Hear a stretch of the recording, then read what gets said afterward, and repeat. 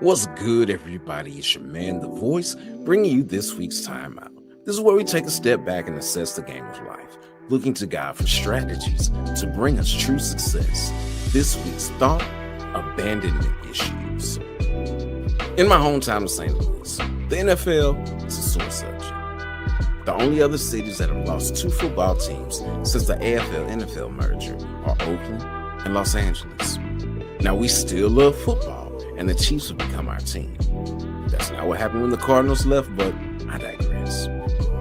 The support that we give the Battlehawks is the reason that there is a successful spring football league. Now, I don't like Stan Kroenke's greed, and most St. Louisans feel the same way. The NFL is to blame as well, because they allowed this to happen after we were building another stadium in record time. It's safe to say that when it comes to the NFL, St. Louis has abandonment issues. Most of us have dealt with some form of abandonment. A friend promised that they would support you, and they didn't. A love interest left you for someone else. You grew up without a father or a mother. Maybe they were there physically, but emotionally, they were distant.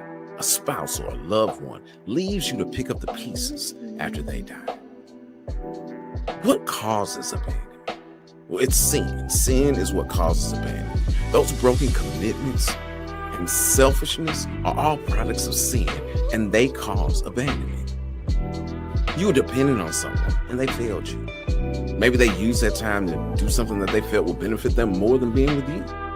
Death, illness, business commitments, or incarceration have left you vulnerable when the support of that person was unavailable. 1 Corinthians 15:22 tells us that in Adam, all died. So had sin not entered the world, we wouldn't have the issues that we have with being left alone. How does that impact us?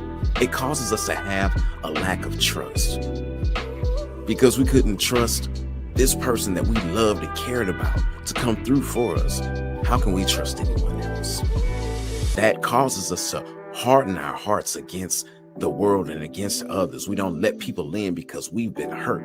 And in order to keep from being hurt, we harden our hearts and we callous those things over. Oftentimes we see these issues in sexual relationships where either someone's been abused, they've been mistreated, and now all of a sudden they're now promiscuous, or maybe they're frigid. It could even lead to same-sex attraction. Abandonment causes painful and chaotic lives in those who have experienced it because they lack the stability of trust. How can this be overcome? Well, if sin is a problem, then Jesus is a solution. And it's the work that he did on the cross, when he died to free us from sin, that we are able to be healed of our abandonment issues. When we embrace his love, as he says for us to come unto him, all who labor and are heavy laden, and he will give us rest. What greater way to experience his favor than by laying our burdens down at his feet? Know that we need to be forgiven, and in order to be forgiven, we have to forgive others as well. Yes, what they did was painful. Yes, what they did was wrong. Yes, it has shaped your life, and you were forever changed. But in God, he can cause those things to work together for good to those who love him and are called according to his purpose. Eric Thomas said in his book, You Owe You, that pain produces things that complacency cannot. This is why we can rejoice in our tribulations, because we know that God is working things together for our good. Even this pain, even this trouble, even this horrible, maybe even unspeakable situation, he has a way of working that together for our good.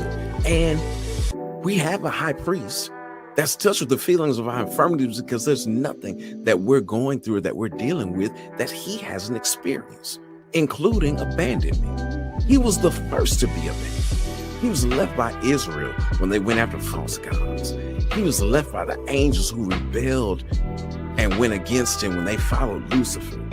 Then he was abandoned by Adam and Eve, who forsook the instruction that he gave them and went their own way. Even his disciples abandoned him, and he told them that they would. He said in John 16:32, "But the time is coming, indeed it is now, when you will be scattered, each one going his own way, leaving me alone. Yet I am not alone, because the Father is with me." Why was the Father with him? Because in him dwelt the fullness of the Godhead bodily, until it did. See, even Jesus in his human state was abandoned by God for our sins. It's because of you and me that he went through the worst abandonment in his life.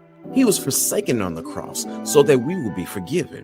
Matthew chapter 27, verse 46 says, "And about the 9th hour, he cried out with a loud voice, 'Eli, Eli, lama sabachthani?'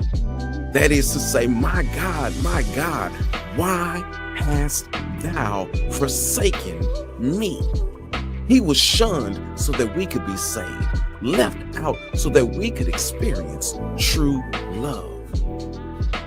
And unlike everyone else, we can trust in God. Hebrews chapter 13, verse 5, he says that I will never leave you or forsake you. In John chapter 16, verse 33, he says, I have told you all this so that you may have peace in me. Here on earth, you will have many trials and sorrows, but take heart, because I have overcome the world. And in verse 1 of that same chapter, he says, I have told you these things so that you won't abandon your faith. Even if you've walked away from God, he wants you to come back to him and pay the ultimate price to pave that way. So here's the play. Abandonment is the product of sin. Sin has caused us to abandon God. Jesus was abandoned so that we could be included, receive the inclusion he provides and desires for us to have. It's your man, the myth, the legend, the voice, with this week's time out. All right, time to get back in the game of life. Until next week, ready, break.